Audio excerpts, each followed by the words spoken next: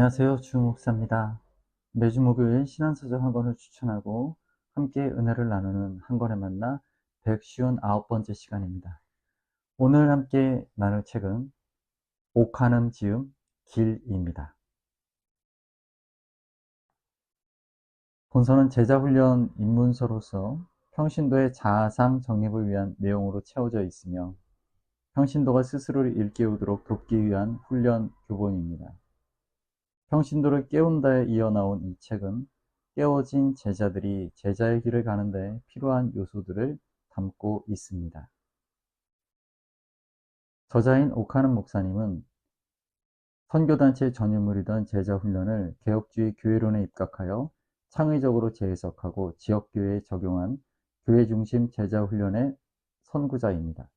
1978년 사랑의 교회를 개척하여 목회하셨고 교회 갱신을 위한 목회자 협의회 대표 회장 등을 역임하셨습니다.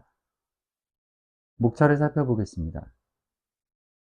제1장 제자도, 제2장 십자가, 제3장 제자들, 제4장 대사명.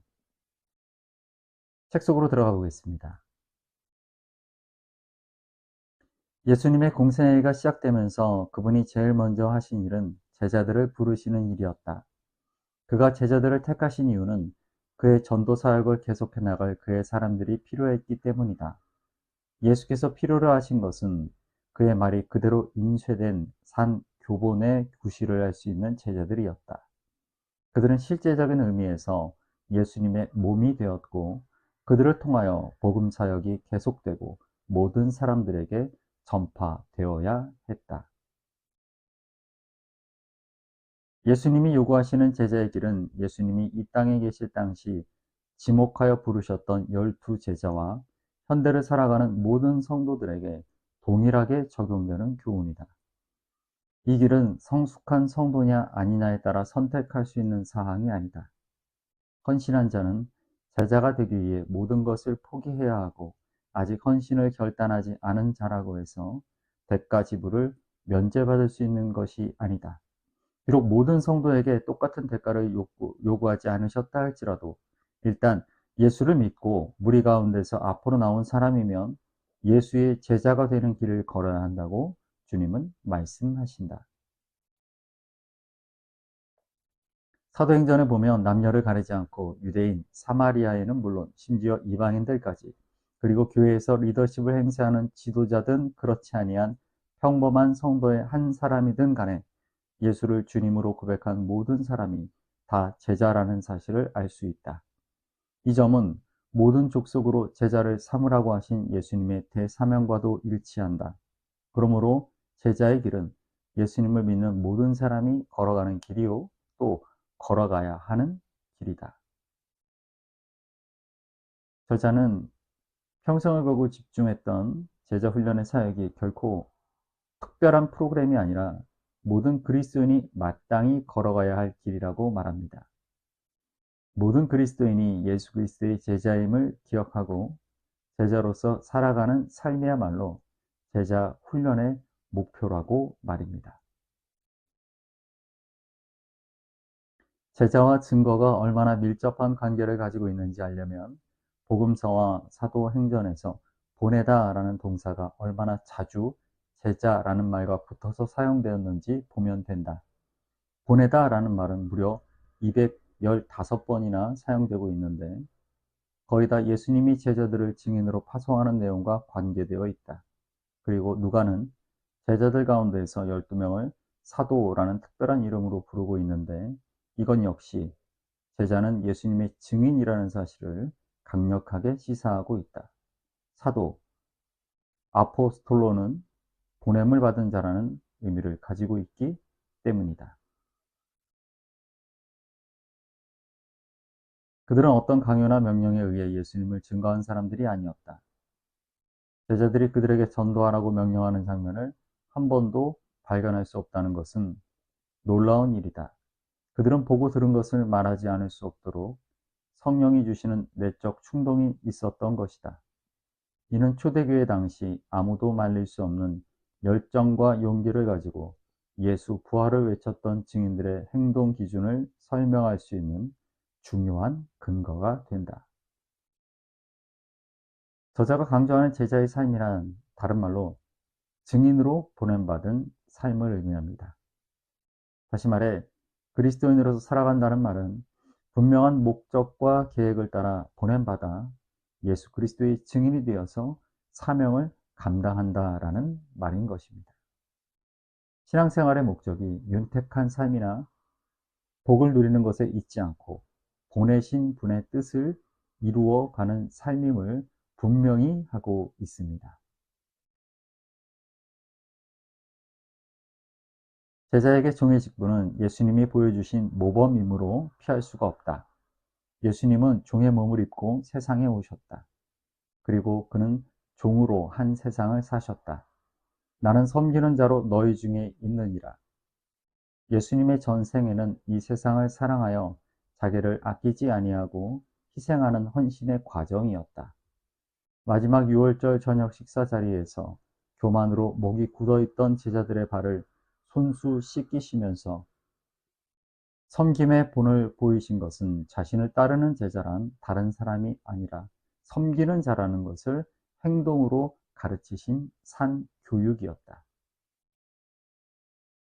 내가 주와 또는 선생이 되어 너희 발을 씻겼으니 너희도 서로 발을 씻기는 것이 옳으니라.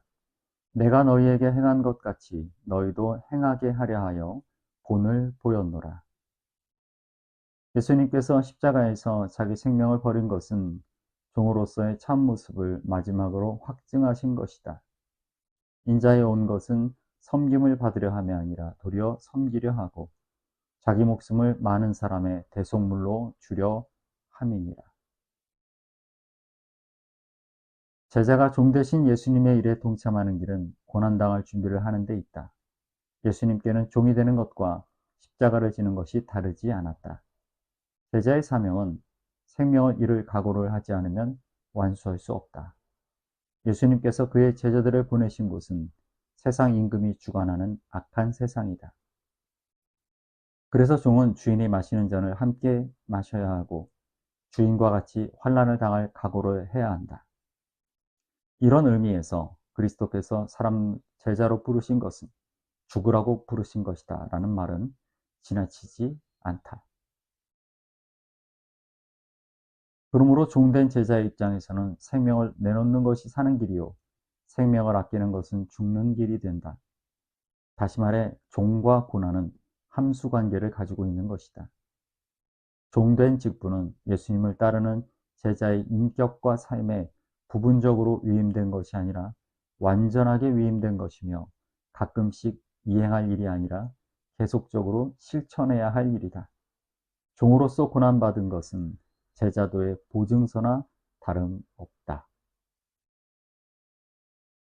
저자는 제자로서 살아간다는 말은 곧 섬기는 자요 고난당하는 자로서 살아간다는 말과 동의어라고 말합니다.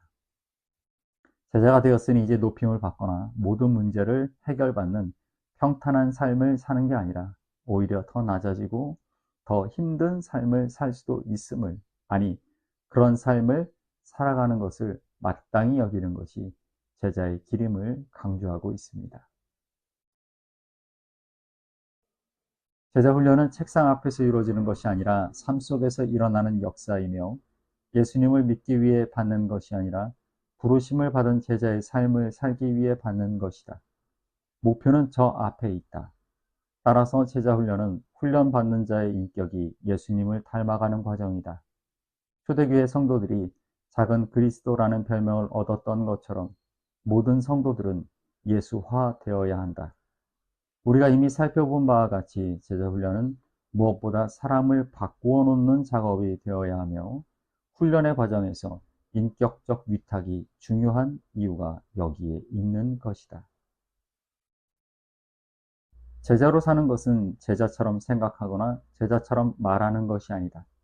자기 십자가를 지고 예수님이 사신 모습을 따라 사는 것이다. 이것이 제자 훈련의 핵심이다. 그러나 현대교회의 성도들은 예수님처럼 변하는 것은 점진성을 가지고 마지막 날에나 이루어지는 것이라는 점만 강조하여 우리는 모두 인간인데 하며 눈 감아주는 현실주의에 곤두박질 치고 있는 실정이다. 이것이 바로 우리 한국교회의 냄새가 진동하는 이유 중 하나일 것이다. 작은 예수가 되라는 명령은 목회자뿐 아니라 모든 믿는 자에게 요구하시는 하나님의 표준이다. 저자는 제자로서의 삶을 살아가는 것이 곧 성화의 삶임을, 세상에 보냄받은 그리스도의 편지로 사는 것임을 강조하며, 그런 삶을 살아갈 때 비로소 한 명의 제자로서 완성될 수 있다고 말하고 있습니다. 책을 마치면서 저자가 이야기하는 제자로서 살아가는 삶의 최종 목표는 무엇인가에 대해 나누며 오늘 한 권에 만나 159번째 시간을 모두 마치겠습니다.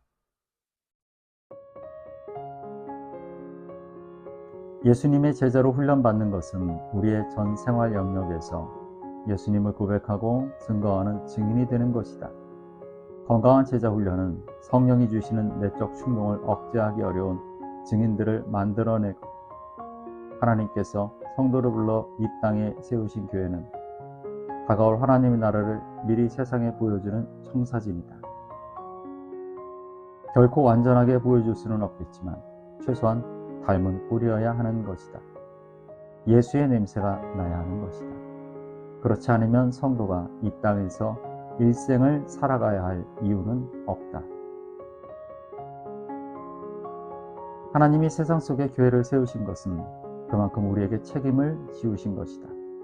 내가 들은 복음을 다른 사람에게 전하고 말씀대로 살도록 가르쳐서 그 사람이 또 다른 사람을 훈련하도록 하는 것, 세상이 성도를 통해 예수를 보는 것, 온 세상에 예수 그리스도의 제자가 가득해지는 것, 이것이 우리에게 보여주신 하나님의 목표다.